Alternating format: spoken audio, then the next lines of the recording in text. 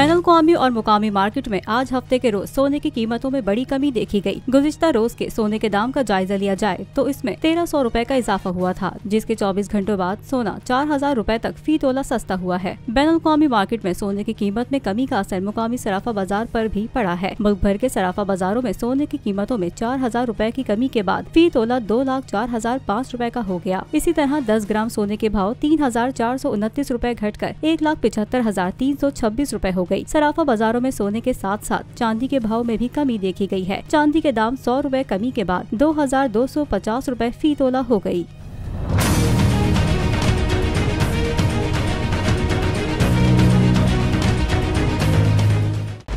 खूने नाहक बहुत पी चुकी ये जमीन, अब कोई दिन में ये खून उगलने को है। खत्म हो जाएगी ये तमाशागरी, वक्त पलटेगा रोजे जजा की तरह। ये जो पेशावर में ताजा लहू है बहा, ये क़यामत करेगा फलक पर बपा। गम की सलमनाक घड़ी में बोल सानह पेशावर में शहीद होने वालों के लवाहिकीन के साथ। सब्सक्राइब करें और बेल दबाएं ताकि कोई खबर रह न जाए।